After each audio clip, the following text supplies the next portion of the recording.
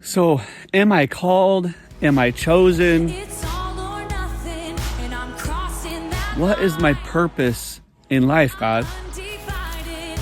I've made up my mind, and to follow Jesus with all of my What is it you want me to do? I'm never looking back. If you have wondered those questions, stick around, because in this video, we are going to talk about how sometimes being called, chosen, isn't always the most comfortable thing. No more excuses. I am giving my all. But Jesus said a lot of amazing things will go to the ones who persevere to the end. I pick up my feet, and I march to Friend, your what is he calling you to? What has he chosen you for? Come and see.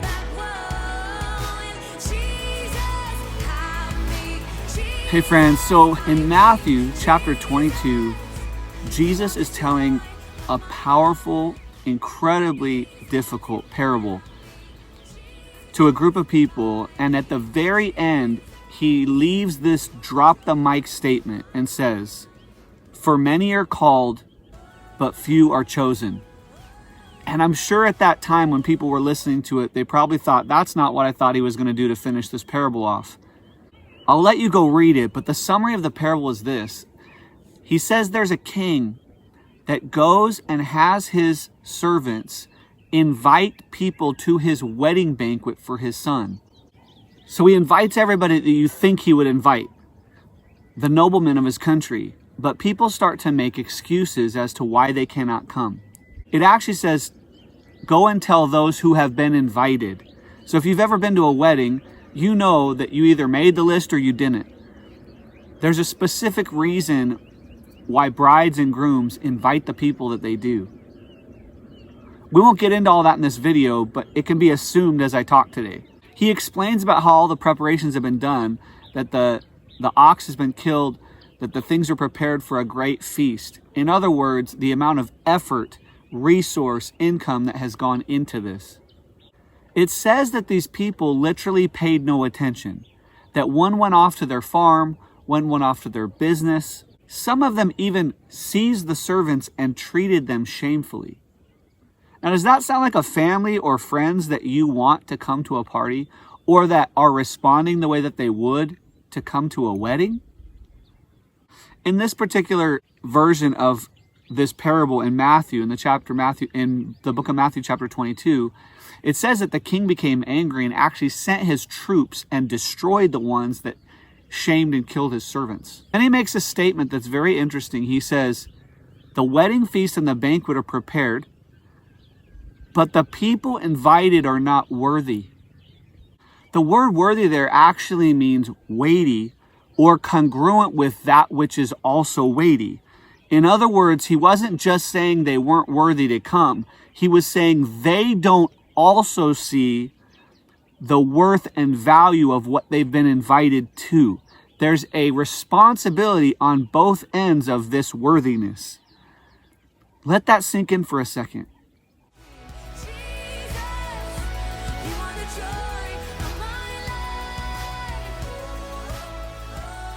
See, when God invites us into something, he doesn't just put the full responsibility on himself or on us. It's a relational worthiness. He's inviting us into something that he's prepared already and knows the weight of already. He's asking us to accept and to trust the worth of that weightiness and to step into it and to partner with him. You know, it reminds me of what Jesus said in Matthew chapter 11, just 10 chapters before this. Jesus says, "Come to me, all you who are weary, heavy laden, and burdened, and take my yoke upon you." There's a switch and an acceptance of what the responsibility of the weightiness is.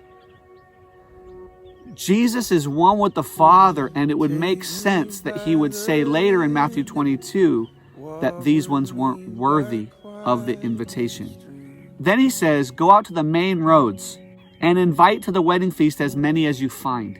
And then it says, And those servants went out into the roads and gathered all whom they found. Now get this. Both bad and good, it says in verse 10. So the wedding hall was filled with guests. So your worthiness is not based on how good or bad you've been. It's based on the exchange of understanding the value of what you've been invited to.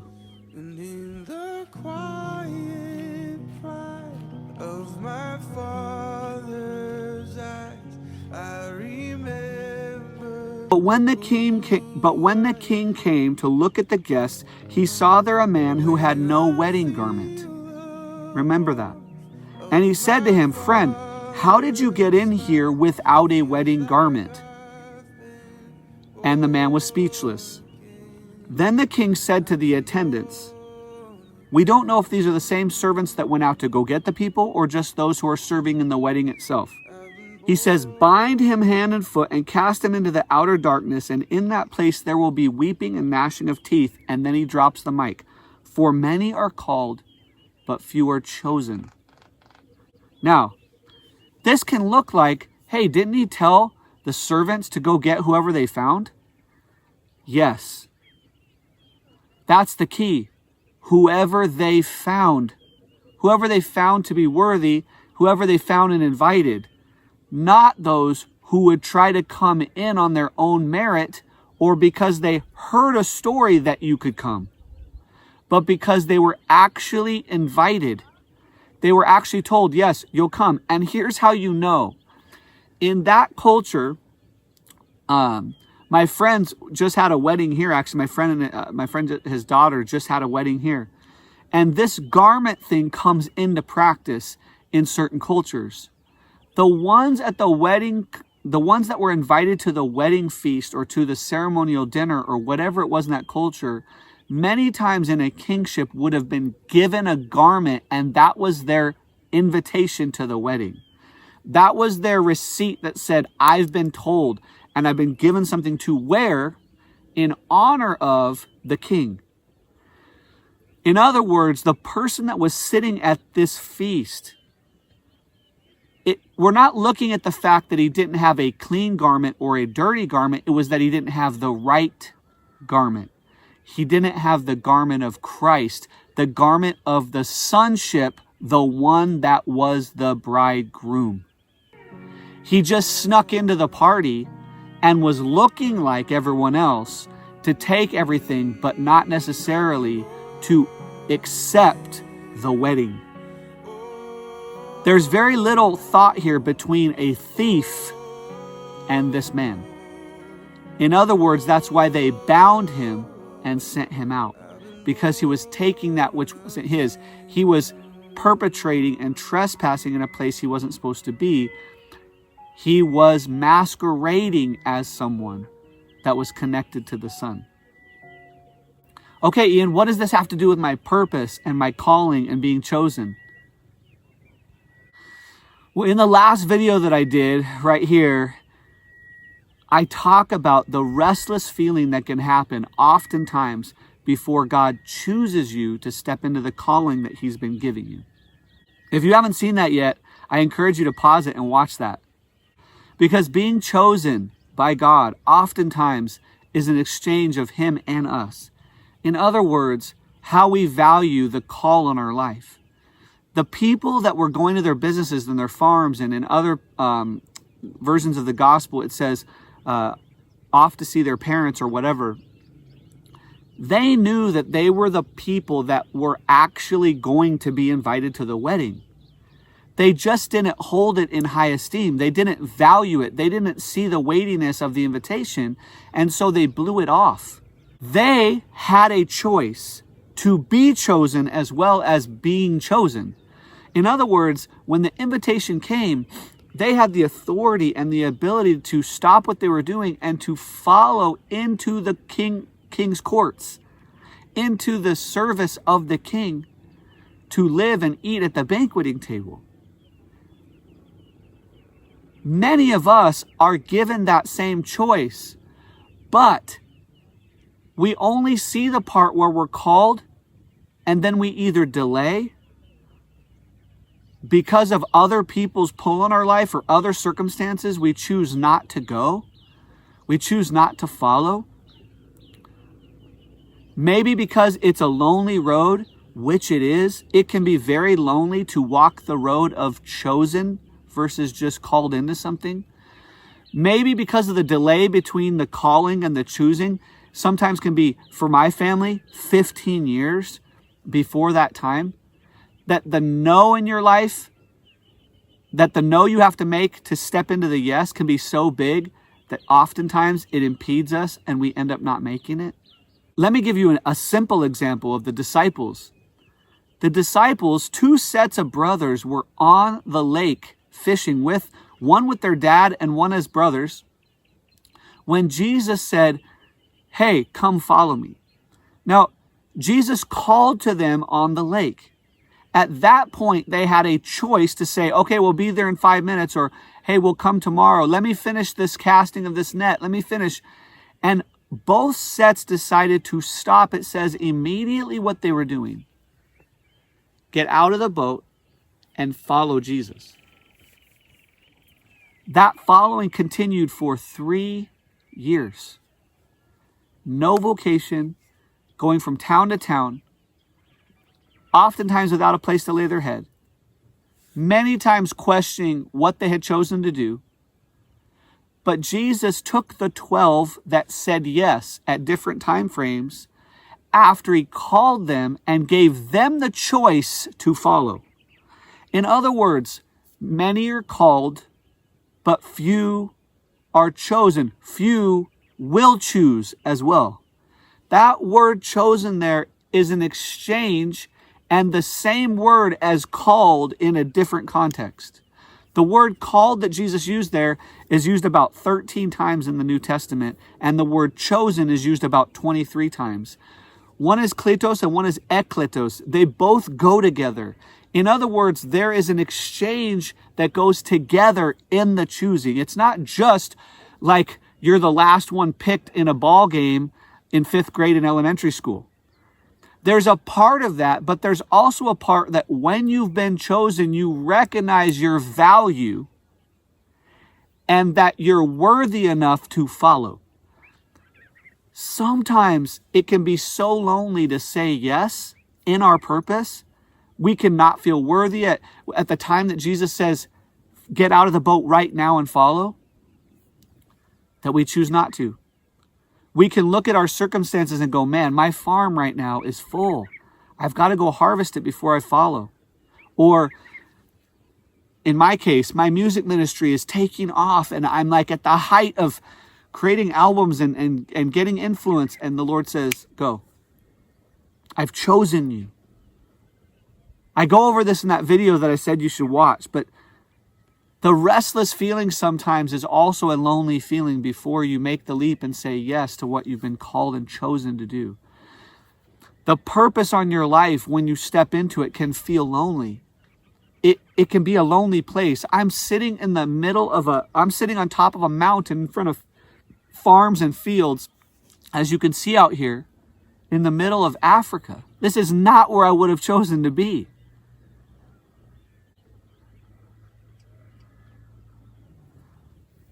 And it's lonely at times. I was just praying as I was walking up here. Man, God, do you want me to keep praying on Fridays? I've been praying for 7.5 years on Friday mornings for the Yao people out here. And as of lately, the Lord's been a little quiet. And I'm like, are you quiet because the Yao are praying now? Because they're hearing you and there's less to tell me to pray for? Or what is it? But I'm still at peace asking. If that peace goes away, then I know that he might be shifting something and choosing me to go somewhere else. But for now, I have to stay in the choosing. I have to stay in that call. Can I just be real with you? Many of us aren't chosen because we choose not to be. We say no to the point of him choosing us. We don't go and listen to the call and say, okay, where's my garment? Where's my clothing for the wedding feast?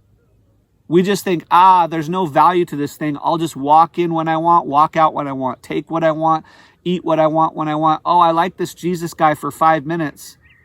But then when it gets hard over here, or when this money bag is presented to me, or when this stage is presented to me, or this woman or this thing or whatever, I'll take and eat of that. And then when things get hard, I'll be like, thank you, Lord.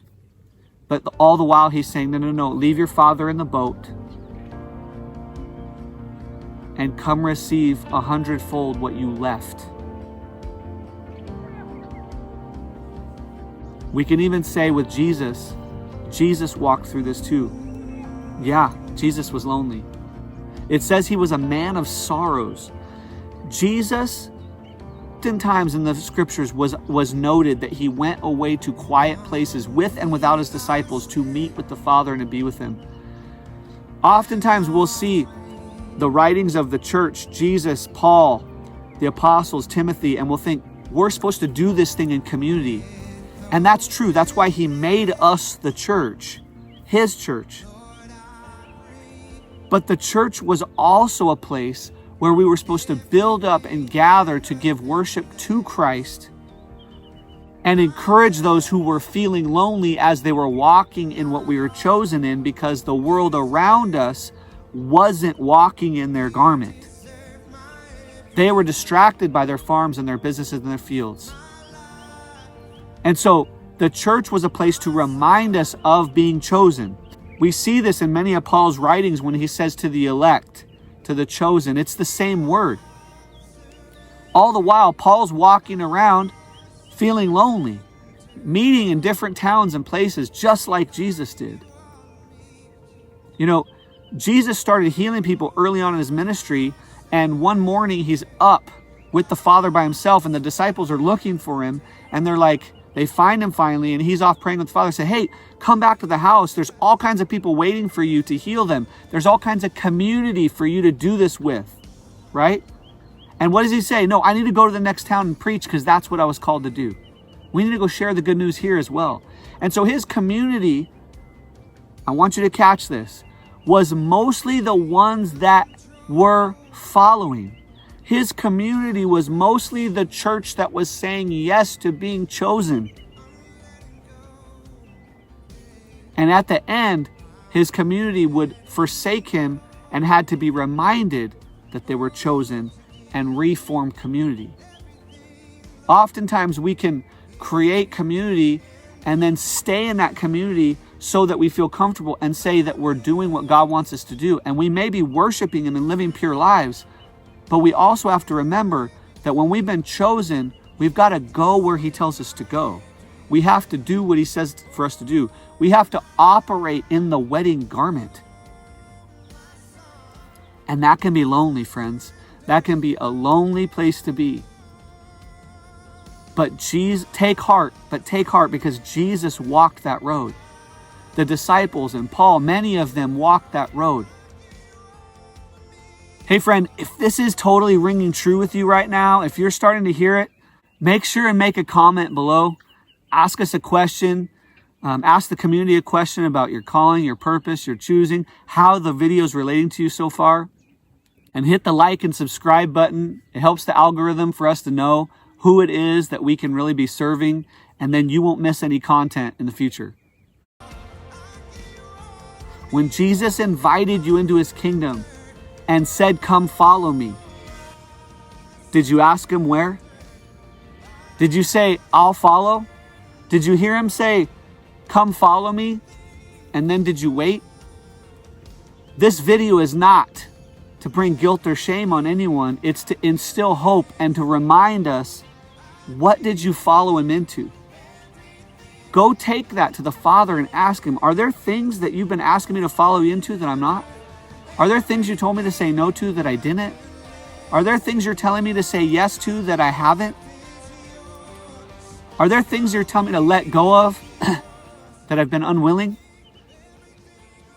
Am I wearing the garment of the wedding banquet? Or have I snuck in? But what is your calling? What is the purpose that God has for you in life? Many are called, but few choose to be chosen. Few are chosen. Friends, has he been choosing you for something and you just haven't heard it? Has he been choosing you for something and you've been a little bit nervous to say yes to go into it and you know it? Let me say to you, be of good courage. Be courageous. Take another listen, lean in, and ask the Father, what are you choosing me to do right now? Is that the restless feeling I have? I'm willing to follow. Be honest with him. I'm afraid to follow.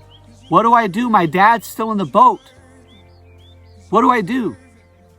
Ask him and then go. He will not leave you or forsake you. If this really encouraged you today, which I hope it did, there's all kinds of ways that you can work with us or engage with us as a community. The links are in the description below. Enjoy and be empowered by the next video as well. Until the next one, walk in faith and go in courage.